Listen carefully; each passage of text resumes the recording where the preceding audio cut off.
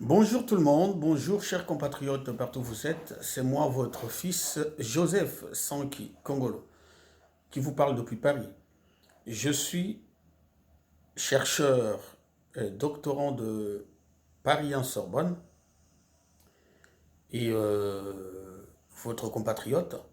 Et c'est donc en tant qu'intellectuel, chercheur, fils du pays, que je n'ai pas voulu rester indifférent par rapport à la situation que nous sommes en train de traverser maintenant, et donc vous êtes tous au courant de la gravité, et bien dans notre pays. Cette situation est une situation crisiquement politique. Alors, qu'est-ce que j'entends par là? J'entends par crise politique ce moment où les institutions ne peuvent plus dialoguer, ne peuvent plus se parler, ne peuvent plus fonctionner normalement. Vous êtes vous-même témoin que nous avons atteint le niveau de la crise tel que, par exemple, l'Assemblée nationale ne peut plus siéger en séance. Et ça, c'est grave. Mais maintenant, avant de parler des détails, je voudrais d'abord aller à la racine. Aller à la racine pour vous dire pourquoi cette crise, pourquoi en sommes-nous là et qu'est-ce qu'il ne fallait pas faire et qu'on a fait qui a donné lieu à cette crise. En 2018, en effet, nous avons tous été contents. Moi, personnellement, j'ai été content, touché par le fait qu'il y ait eu, au moins pour la toute première fois de notre existence en tant que pays, eh bien, ce qu'on appelle en politique l'alternance politique. Une alternance politique pacifique, civilisée et consort. Les images ont fait le tour du monde et tout le monde en était content. Et c'est depuis cette date que nous avons au pouvoir une opposition qui a fait son histoire bien évidemment dans le combat pour la démocratie, nous n'allons pas le nier, hein, dans notre pays. Et ce mouvement ça s'appelle justement l'UDPS. L'UDPS, malheureusement, n'a pas eu la majorité parlementaire. Et encore, il faut signaler par là que le Congo, les gens ne le savent pas, et je m'adresse là aux fanatiques de tous bords, hein, que notre pays, depuis son indépendance, en 1960, jusqu'à aujourd'hui, en 2021, a connu un certain nombre de régimes. Dont le premier est celui de Kasavubu et Lumumba. Après Kasavubu et Lumumba, on en a connu, je vais dire, une période qui politiquement est un vide. Car démocratiquement et politiquement parlant, eh bien, il ne s'agit pas d'une période qui fait la fierté du pays et qui a respecté, qui était vraiment dans le respect du jeu démocratique et politique tel qu'il doit être joué. Et donc, je parle là donc de la période Mobutu. Cette période est un vide. Vide dans le sens où il a été question que d'une dictature qui s'est pérennisée et qui n'a pas été au service, nullement au service du peuple, soumis du bien-être, qui n'a respecté aucun code démocratique. Et donc, nous avions eu, après Mobutu, le régime du président Laurent Désiré Kabila, qui renverse la dictature et qui aussitôt a été remplacé par le régime de Joseph Kabila, qui remplace Laurent Désiré Kabila suite à l'assassinat de celui-ci. Joseph Kabila prend le pouvoir, encore jeune, et trouve le pays dans une crise de guerre sans précédent. Car le territoire le pays n'avait en tout cas le pouvoir de gestion sur le territoire que de 30%. Tout Congolais qui a vécu à cette époque, c'est pas plus tard que dans les années 60, 90, donc 90, 80, là, nous étions en 96 précisément, entre 96 et 2001, eh bien, nous avons vécu que la guerre. Kabila hérite d'un pays en guerre, d'un pays à infrastructure quasiment absente, d'un pays profondément en crise. Et donc, il a fallu donc l'ingéniosité de ce jeune, enfin, il faut souligner que c'est à l'âge de 29 ans que le président aura accédé à la magistrature suprême. Eh bien, il y a eu un régime transitoire. D'ailleurs, il faut encore le souligner parce qu'il y en a qui disent, qui pensent, en tout cas, qui pensent, hein, dans leur grande majorité, surtout les fanatiques, que Kabila aurait fait 18 ans au pouvoir. Kabila n'en a pas fait autant, dans le sens où, depuis son accession au pouvoir, son accession symbolique au pouvoir, hein, parce que, on va dire même le pouvoir partiel, parce qu'il n'a pas toute la même mise sur la gestion des choses dans notre pays, c'est-à-dire qu'il n'a pas tout le territoire contrôlé, qu'il n'aura pas d'ailleurs pas par la suite avec le régime 1+4 tout le pouvoir de gestion sur les affaires de la République. Donc en 2001, Kabila prend le pouvoir. De 2001 à 2006, nous allons vivre une période de transition qui va concerner un président, c'est-à-dire le président Joseph, avec 4 vice-présidents, chacun avec un département bien précis. Il ne s'agit pas là d'un mandat, mais plutôt d'une transition. Il faudrait que nous puissions le saisir en tant que tel. Eh bien, c'est à partir de 2006, avec les premières élections démocratiques que nous avions eues dans notre pays, que Joseph Kabila est élu président de la République, hein, démocratiquement élu président de la République, et a le plein pouvoir sur la gestion des affaires publiques. Il fallait donc tout reconstruire. Encore faut-il souligner que tous les belligérants réunis rassemblés pour constituer le gouvernement de transition, eh bien écoutez, le constat que nous avons fait, c'était qu'à l'époque, chacun n'a pas fait le travail qu'il fallait, sauf dans quelques secteurs près, mais le travail n'a pas été assez fait. Et d'ailleurs, il faut le souligner que en 2006, pour pouvoir obtenir la passation de pouvoir entre le gouvernement de transition, hein, ce régime de transition, et le gouvernement élu démocratiquement, il nous a fallu une guerre armée, une guerre que tout le monde a encore garde mémoire dans sa tête, eh bien, qui va opposer le MLC au gouvernement élu et qui est celui du président Kabila. Donc, je ne veux pas m'attarder sur ça. Et bien donc, nous avançons. Les premières élections en 2006, les deuxièmes élections, parce qu'il faut les souligner, les deuxièmes élections démocratiques dans l'histoire de notre République, en 2011.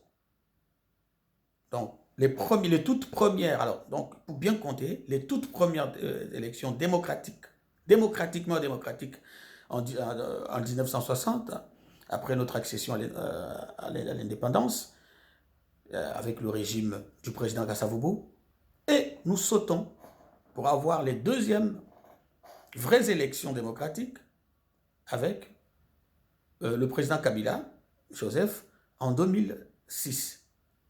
Ensuite, il y aura d'autres élections démocratiques en 2011. Et ensuite, enfin, il y aura d'autres élections démocratiques en 2018. Donc, Kabila nous a fait vivre au moins 3 élections démocratiques dans l'histoire de notre pays. Je crois que il est intéressant de souligner cet aspect, ne pas le laisser comme ça au hasard. Maintenant, depuis 2018, nous avons eu une alternance politique avec l'opposition, mais qui n'a pas eu la majorité. J'insiste ici sur l'histoire, je suis revenu sur l'histoire de notre pays pour montrer que c'est depuis le début qu'aucun président n'a été élu avec la majorité parlementaire derrière. Aucun. Kasavubu a été obligé donc de gouverner avec Lumumba parce que n'ayant pas rassemblé la majorité qu'il fallait pour gérer seul. Et donc le tout premier régime, le tout premier mandat présidentiel, la toute première gouvernance que nous avons, c'est une gouvernance de coalition. Après, je ne vais pas retourner là-dessus, revenir là-dessus, avec tout ce qu'il y a eu comme crise, Et nous revenons à cette étape parce que la crise que nous connaissons aujourd'hui nous ramène automatiquement à cette crise que nous avons vécue au départ. C'est comme si notre pays a fait 60 ans en arrière pour recommencer ce qu'on a déjà construit. Pour recommencer ce qu'on avait déjà acquis. C'est-à-dire une alternance politique, une démocratie, des institutions fortes, une continuité de l'État, une paix, un territoire conquis. Un territoire reconquis, plutôt. Alors, depuis 2018, alors, parce que c'est la question qui nous concerne principalement ici, et qui fait l'objet de cette vidéo. Le président Félix Antoine Tshilombo, en coalition avec le FCC. Le FCC est une coalition. Enfin, le FCC est un regroupement politique, comme il y en a dans d'autres. Enfin, il y en a une dizaine, non, je crois, une dizaine, parce qu'on parle du FCC, on parle de la MOUCA, on parle du cash, on parle. Le FCC est un regroupement politique parmi tant d'autres. Alors, le président Félix Antoine Tshilombo a eu l'idée, eh bien, de faire coalition avec le FCC. Bien évidemment, lorsqu'il y a un accord, bien évidemment, il y a des... Chacun donne ses priorités, il y a un engagement à signer, il y a un accord. Hein. Lorsque vous travaillez en coalition, il y a un accord. Tout se base sur l'accord. Et cet accord est basé sur le respect du texte et la façon de pouvoir mener cet accord. Et dans ce même accord, il y a une possibilité de sortie pacifique et négociée. Ce qui veut dire que lorsque je veux quitter une coalition, je suis tout à fait libre de quitter la coalition, l'accord, à condition que je respecte eh bien, la voie de sortie telle que définie intrinsèquement par le même accord. Alors, qu'est-ce qui s'est passé? Depuis un certain moment, le camp présidentiel, avec sa famille politique, qui est l'UDPS, se plaignait sur le fait qu'il y aurait éventuellement des blocages institutionnels, des blocages en termes de concrétisation de projets, et d'ailleurs c'est revenu dans le discours du chef de l'État, que le projet tel que nous l'avons pensé au départ, eh bien, n'a pas abouti jusqu'ici, 24 mois après, à cause du fait que ceux qui m'ont accompagné, en tout cas si j'ai bien saisi le message, en gros, c'est que ceux qui m'ont accompagné ont été de mauvaise foi. Bien, là n'est pas mon problème. Mais quand même, lorsqu'on parle, lorsque j'ai entendu parler du blocage, j'ai essayé un petit peu de réfléchir. En intellectuel, je suis chercheur. J'essaie un peu de faire mes recherches pour savoir en quoi consistaient ces accords. J'ai suivi l'entretien du ministre des Finances, parce qu'on parlait d'un certain ministre des Finances qui bloquait la faisabilité du projet de société tel que annoncé et promis au peuple lors de sa campagne présidentielle, le candidat, encore à l'époque, M. Félix Antoine Tshilombo. Donc, on était bloqué sur ce là. Mais après avoir écouté le ministre des Finances, j'avais comme l'impression qu'il n'y avait pas quelconque blocage, en fait. Par exemple, le ministre a fait souligner dans son interview et demandé les preuves contraires. Le mensonge propagé sur les réseaux sociaux comme quoi il ne payait pas les soldats. Qu'il laissait les soldats non payés pour que ceux-ci puissent se soulever contre le régime. Alors il dit, mais écoutez, je commence par payer les soldats avant de payer le reste. Mais je me suis dit, mais écoutez, si c'est vrai, et je n'ai eu personne pour contredire ça. Le ministre des Finances de notre République souligne dans son entretien devant M. Sango, qui est le journaliste de Bosolo la politique, Madame Maman Sylvie, et puis deux autres journalistes dont j'ignore les noms. Je vous signale que j'en ai eu, parce que sur les réseaux sociaux, on parlait aussi d'une possible, qu'il était, on l'accusait d'avoir bloqué le dossier passeport. Il dit, mais écoutez, j'ai reçu le dossier passeport un certain vendredi, et déjà, le samedi qui suivait, donc un jour, quelques heures après, alors qu'il ne l'avait même pas, il n'était même pas encore saisi du dossier en tant que tel, on parlait déjà sur les réseaux sociaux de lui comme étant l'homme qui bloquait donc le dossier passeport. Et on était un certain mardi, il m'a dit, écoutez, mardi, avant-hier, j'en ai déjà vu. Lorsqu'on va au Parlement, on parle de blocage. Lorsque le gouvernement se trouve dans une situation où toutes les propositions de loi qu'elle fait en guise de, je l'ai dit tout à l'heure, de concrétiser le projet, parce que lorsqu'on est élu, on a un projet de société, on n'a pas une polémique à créer, on n'a pas des réseaux sociaux à influencer, on a un projet de société et ce projet concerne le peuple, l'intérêt du peuple. Un point, c'est tout.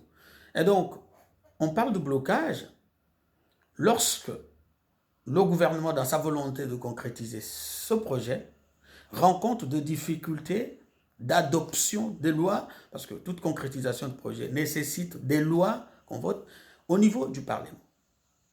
Or, en réalité, qu'est-ce qu'on constate? On constate que toutes les lois proposées par le gouvernement du Congo n'ont pas rencontré quelconque résistance ou rejet au niveau du Parlement. Par exemple, le budget 2020-2021 a été voté à l'unanimité. La preuve comme quoi la coalition, la majorité est favorable au régime en place et soutient le gouvernement. Bien. Et pas plus tard que dimanche dernier, d'ailleurs avant, le président convoque les consultations, ce qui est tout à fait normal.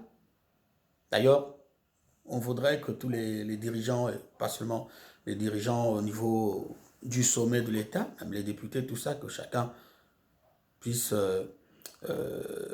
copier ce modèle, cette habitude, avoir l'habitude de consulter, d'être plus proche des peuples, savoir ce que les uns pensent, même si, faut-il le dire, que les consultations privées, enfin, de quelques individus qu'on invite, ne constituent pas non plus un lieu, quelconque lieu, donc d'expression de la volonté du peuple en tant que tel, parce que constitutionnellement, il y a des élections, mais il y a aussi le référendum.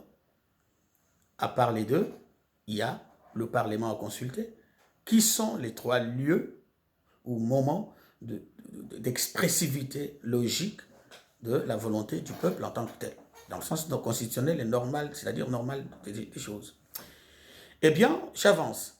Alors, parce que les voix commençaient à se faire entendre, comme quoi, du côté de la majorité présidentielle, telle que dirigée par le FCC, qui est ce regroupement politique qui regorge plus de députés que d'autres, hein, il faut le dire, le FCC a au moins 315 députés, très bien, et donc, j'avais comme l'impression, enfin, ce que j'avais entendu, c'était que le président de la République convoque les consultations en vue de remplacer l'ancienne coalition, enfin, la coalition actuelle par une autre, de créer une nouvelle majorité parlementaire.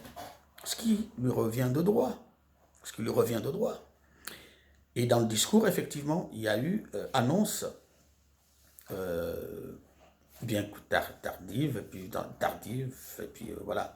Mais bon, mais c'est pas grave, du rejet, de la renonciation de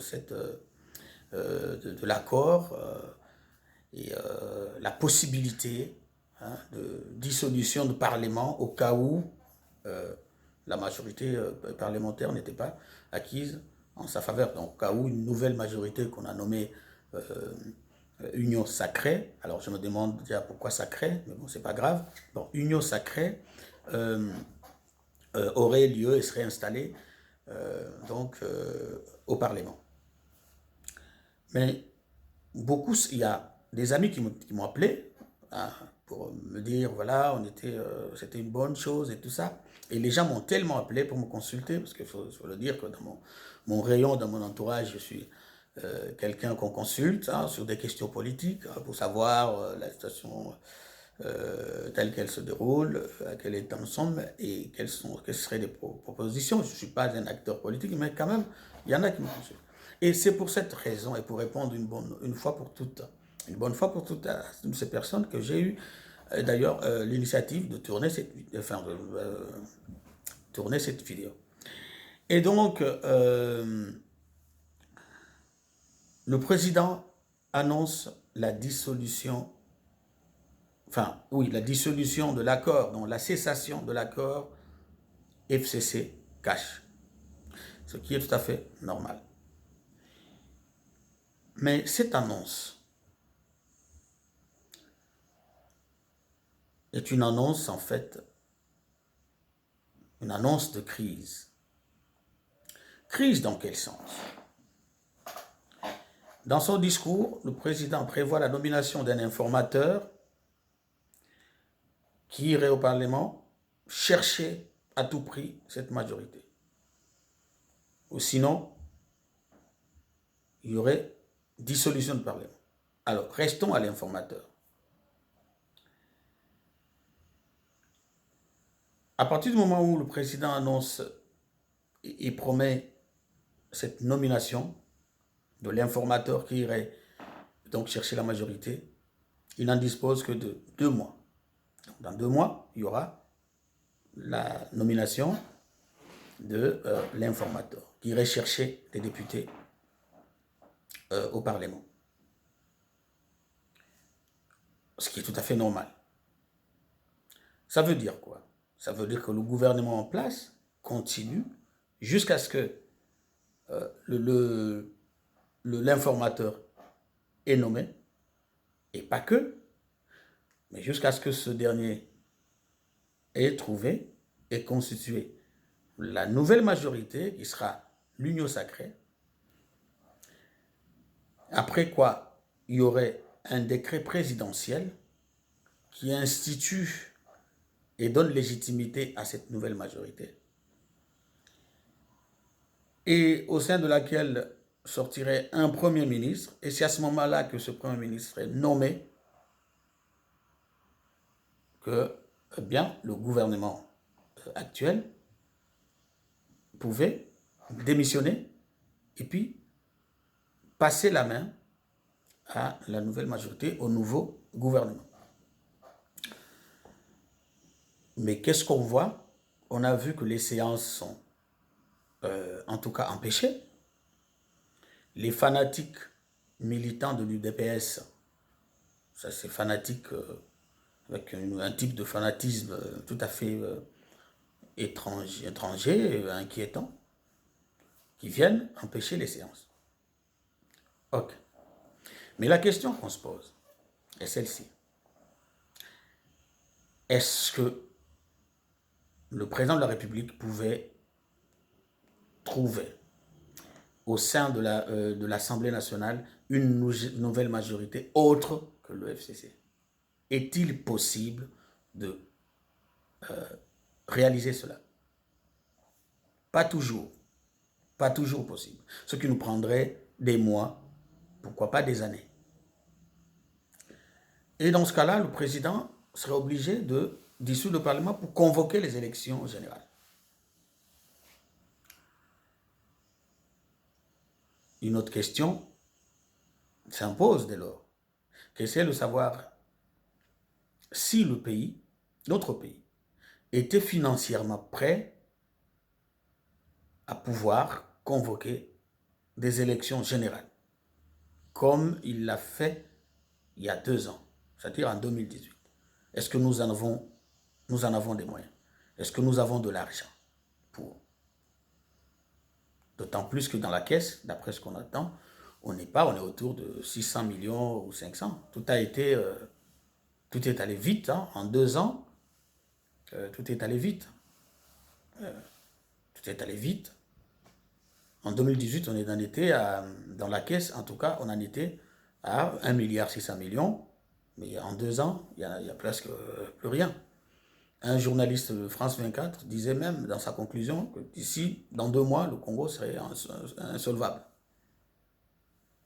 Est-ce que nous en avons le moyen? Nous n'avons pas assez de moyens pour organiser les élections générales. Donc nous serons bloqués. Et en attendant de réunir les moyens nécessaires, qui gouvernera? Le gouvernement présent ou le vide? Eh bien non, ça sera toujours le gouvernement Ilunga Mukamba qui continue.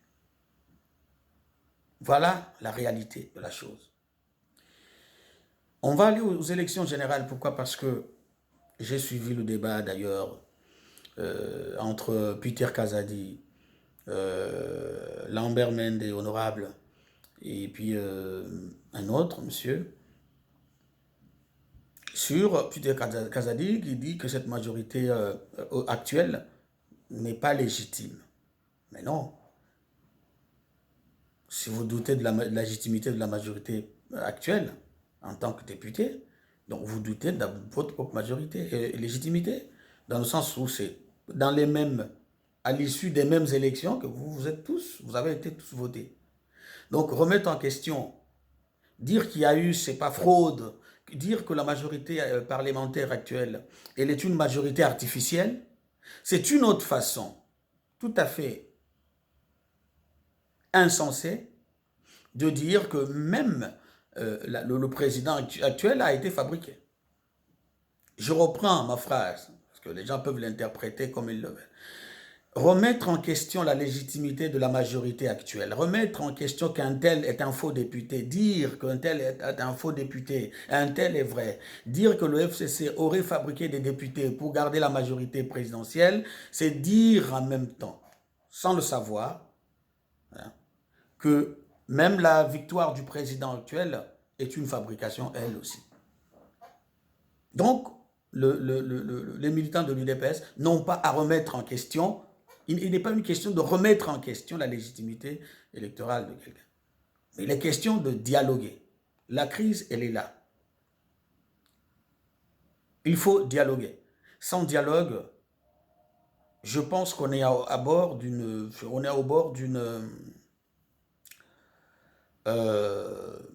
étape encore grave et peut-être irréversible.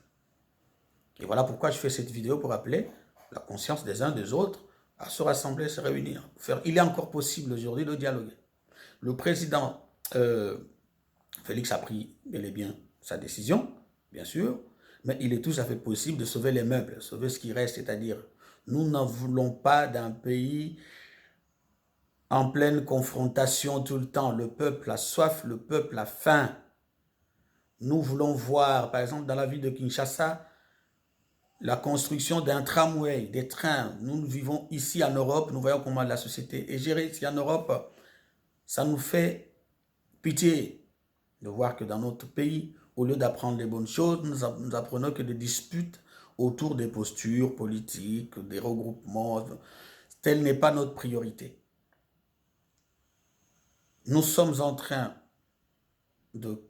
d'avancer dans une crise. La représentante de l'Organisation des Nations Unies, dans son intervention que j'ai suivie ce matin, l'a souligné, France 24 l'a souligné. En tout cas, le monde entier est inquiété. Le monde entier est préoccupé de ce qui se passe dans notre pays, c'est-à-dire la préconisation d'une dissolution du Parlement, qui est une étape aussi grave. Le rejet de la coalition qui est tout à fait normal, mais rejet dans la voie légale, dans la procédure normale, c'est-à-dire constitutionnelle, dans le respect de tous, ou alors la convocation des élections. Est-ce que nous sommes prêts à faire face à tous ces défis? Non. Alors si nous ne sommes pas prêts à faire face à tout ça, pourquoi ne pas faire marche arrière et nous parler, nous regarder en face, nous parler en tant que frères et résoudre le problème? Moi, parce que quelque part, je vois que peut-être que l'UDPS souffrirait du fait qu'il était minoritaire dans la représentation au sein du gouvernement. Parce que dans le discours du chef de l'État, il est question aussi de réduire le nombre. Je crois qu'il est tout à fait possible que les deux familles se réunissent pour se dire, mais écoutez, est-ce qu'on pouvons discuter de la répartition ministérielle au sein du gouvernement? Cette question est tout à fait possible et ouverte.